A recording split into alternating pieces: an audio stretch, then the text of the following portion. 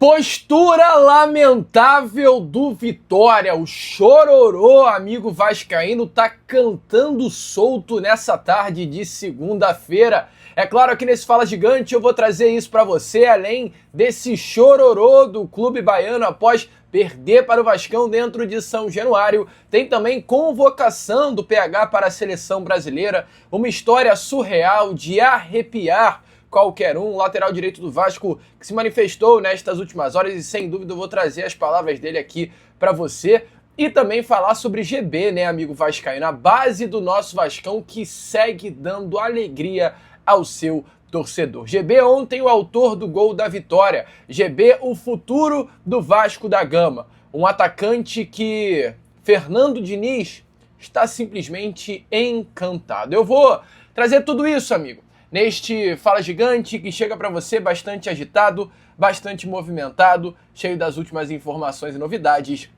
sobre o nosso Cruz Maltino. Mas é claro, antes de começar aqui o vídeo, antes de deixar todos vocês aí muito bem informados sobre o nosso Vascão, como sempre faço aqui no canal, eu quero dar as boas-vindas a todos vocês que estão chegando aqui pela primeira vez. Para quem ainda não me conhece, muito prazer, eu sou o Lucas, você está no canal do Gigante Vasco e esse daqui é o canal do Torcedor Vascaíno. Amigo torcedor, eu tô aqui todos os dias, 3 vezes por dia, como sempre faço aqui no canal, com a Acorda Vascão, chegando sempre às 7 horas da manhã em ponto. O Fala Gigante chegando sempre pela parte da tarde com muita informação e o Boa Noite Gigante para fechar aí o seu dia com chave de ouro e as últimas informações do nosso Vasco da Gama. Então é claro, você que está aí do outro lado e ainda não é um inscrito do nosso canal, não perca tempo, venha correndo aqui embaixo, onde tem essa palavrinha inscreva-se, clique nela e já venha fazer parte da nossa família. O Lucas, conto muito com você, conto muito com o seu like, o seu joinha, o seu gostei, que é de suma importância para o crescimento e a divulgação do nosso conteúdo. Vamos juntos fazer de um canal do Gigante Vasco cada vez maior e a sua ajuda é fundamental para que isso aconteça. Show? Vamos que vamos então, sem muita enrolação, falar logo, né, do nosso Vascão. Quero começar aqui primeiramente com você, este Fala Gigante, né, falando, é claro, sobre a convocação do PH, do Paulo Henrique, porque depois de simplesmente 26 anos, o Vasco da Gama volta a ter um lateral direito convocado para a seleção brasileira, tá? A última vez, amigo torcedor vascaíno, que isso aconteceu foi em 1999, com a convocação do lateral Zé Maria. Antes do Zé Maria, o outro lateral havia sido Bruno Carvalho em 1995, cara. Que loucura, né? E o Vasco volta aí a ter um representante da lateral direita na seleção brasileira, que se chama Paulo Henrique. E mais do que merecido, né, amigo torcedor vascaíno?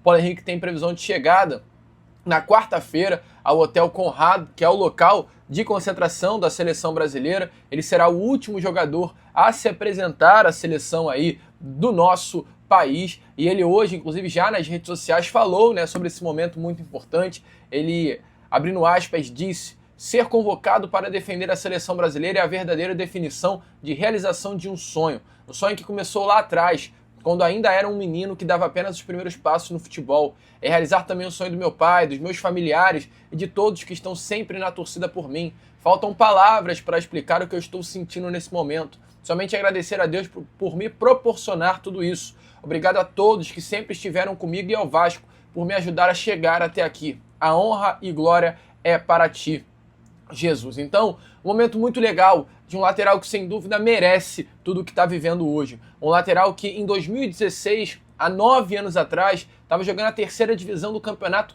Paranaense pelo Irati.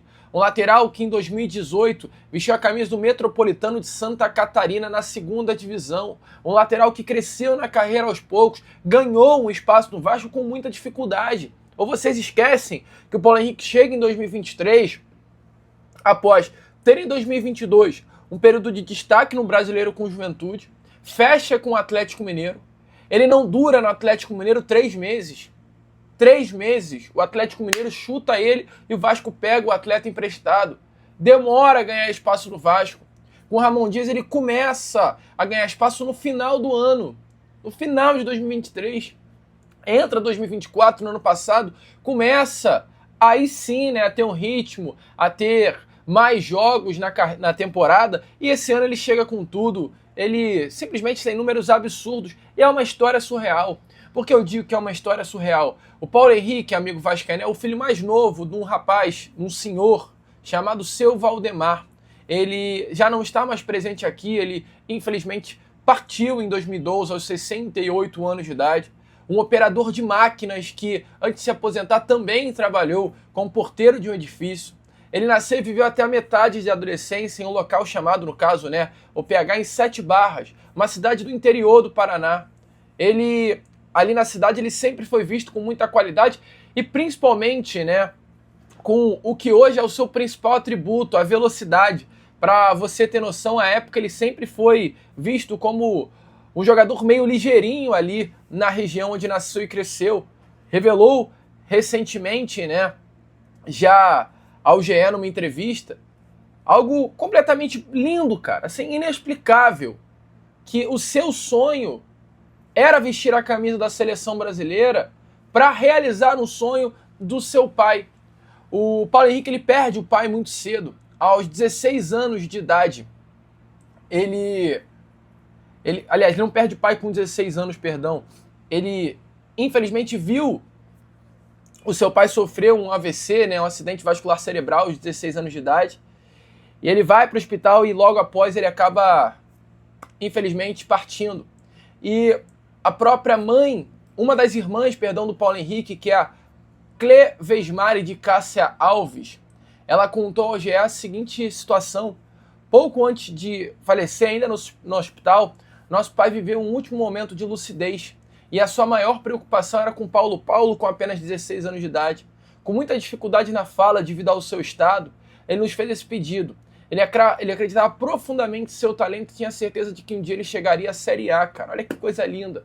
Paulo Henrique com 16 anos de idade, no interior do Paraná, e o pai dele já vislumbrava o Paulo Henrique na Série A. E ele ainda prossegue. A última frase em vida do meu pai se transformou para nós em compromisso.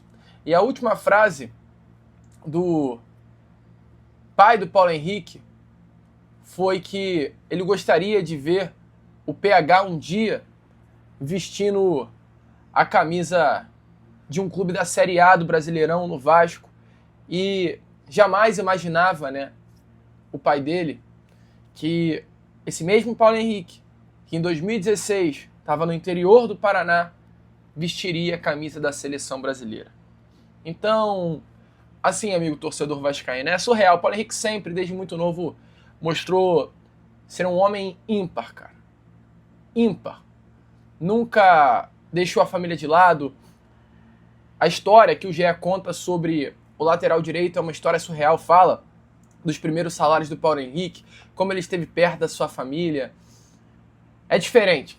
PH é um jogador diferente e não à toa está colhendo aí os frutos. Paulo Henrique, parabéns, cara. Voa. É o Vasco na seleção brasileira. Bom, amigo, vamos embora seguir, Vamos embora prosseguir com esse Fala Gigante.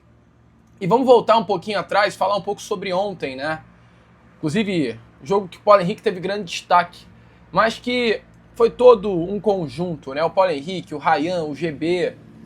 A garotada ontem, inclusive, jogou muita bola, o próprio Cauã Barros. E falando sobre o GB, é um jogador diferente, cara. O GB, ele sem dúvida nenhuma foi o grande protagonista da noite de ontem, da vitória do Vasco da Gama sobre o Vitória pelo placar de 4-3. Ele que entra no segundo tempo no lugar de Tietê e marca o gol aos 52 minutos da segunda etapa. Um jovem criado em São Januário, apaixonado pelo Vasco da Gama, que infelizmente, sofreu uma lesão no meio desse ano durante a passagem pelo técnico Fernando Diniz, ficou de fora durante grande parte aí destes últimos jogos, mas voltou à lista de relacionados nessa partida e já voltou marcando um gol. GB é diferente e o Diniz sabe muito bem disso. Eu quero que vocês deem uma olhada aí nas palavras do próprio técnico Fernando Diniz falando sobre o GB na entrevista coletiva, rasgando elogios, mostrando que está encantado pelo cria da base Cruz Malta. É muito bom porque o GB, o último jogo dele foi contra o Corinthians. Depois daquele jogo ele sentiu, já tinha sentido a coxa, sentiu de novo. Tem um jogador que eu acompanhei muito a base quando eu cheguei, ele estava lá no Sub-20 e não estava aqui com a gente. É um jogador muito talentoso, só que a gente bota contra o Corinthians para falar da vaia da torcida, que a gente tem que saber entender. A gente jogou muito mal contra o Corinthians, ele também não entrou bem naquele jogo e foi muito vaiado. E hoje está sendo celebrado. É assim que a gente vai aprendendo a jogar em time grande. Hoje, talvez, um torcedor normal do Vasco, acho que ninguém acreditaria que o GB ia começar o jogo, o GB vai fazer o gol da vitória. Ele fez o gol da vitória porque ele tem um poder de cabeceio muito grande e o GB é muito bom jogador. Ele não é pouco bom, não. Ele é muito bom. Ele é um jogador que tem porte, ele é um jogador muito técnico, ele é muito preciso no cabeceio, ele sabe chutar com as duas pernas. Então, assim, é um jogador que eu aposto bastante aqui no Vasco no médio e longo prazo. Eu fiquei muito feliz por isso, por ele ter feito esse gol aí. Feeling, não é questão de ter confiança na base, eu confio na base sempre, confiança no jogador especificamente. Eu acho que o jogo hoje tinha a cara do Jabei, muito a cara dele. Ele é um jogador grande que tem um cabeceio, é muito preciso no cabeceio. Tava todo mundo encostando a cabeça na bola. Então era uma coisa meio clara de que ele entraria e teria a chance de fazer o gol. E ele, como eu disse, ele é bom jogador.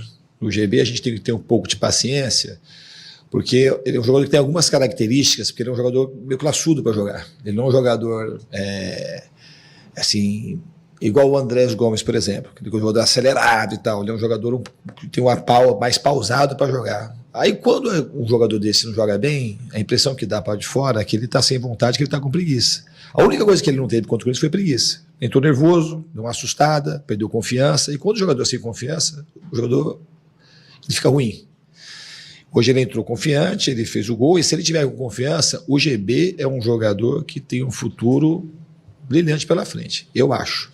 É o que eu acredito. Ele é um jogador que ele tem um porte, ele tem cabeceio, ele sabe finalizar com as duas pernas, ele é frio, ele sabe fazer tabela. Só que jogar no profissional é uma realidade totalmente diferente de jogar na base. Então a gente tem que ter calma, não falando que isso é uma certeza, mas ele é um cara que pode virar um grande jogador. Bom, amigo vascaíno, tá aí, né? Será que o Diniz está animado com o futuro do garoto GB?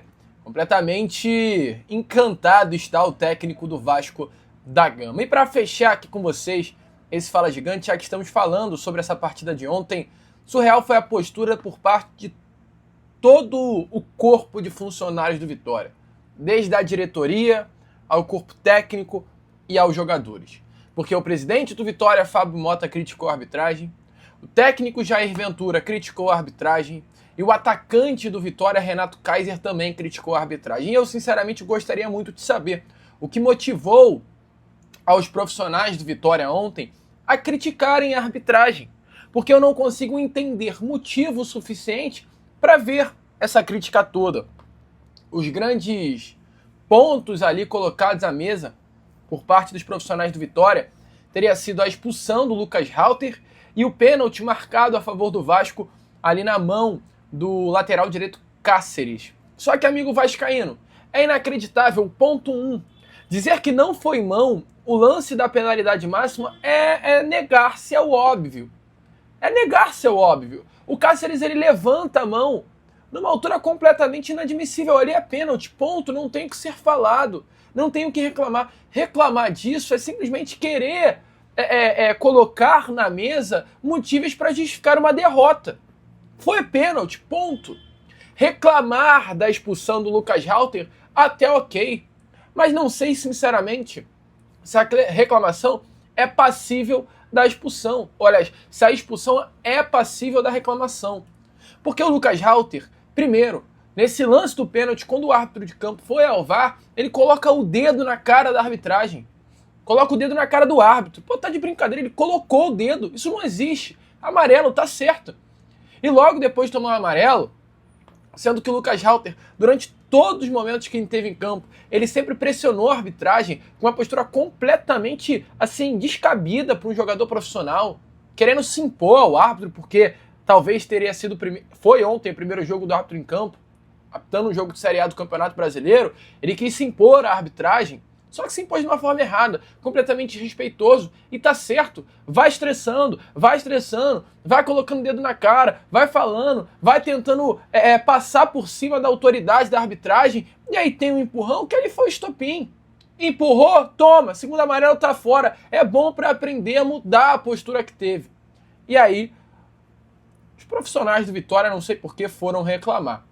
Se liga aí só na quantidade de reclamação que houve após a partida. Ele acabou sendo determinante no jogo, porque ele tira um cara nosso, de uma maneira que não foi. Não sei se o Gustavo falou, ainda teve um pênalti que ele marca, o Bandeira salva ele, que ele foi com uma volúpia para marcar o pênalti, ele já queria dar outro pênalti. Então, assim, é ruim, né, cara, porque a gente preza tanto pela nossa marca do nosso futebol e acontecem essas coisas assim. E, de repente, ele não vai mais apitar o Campeonato Série A, mas a gente perdeu pontos. E, de repente, esse um ponto poderia ser um ponto que nos dá uma permanência lá na frente. Só que ninguém vai lembrar disso quando chegar na última rodada.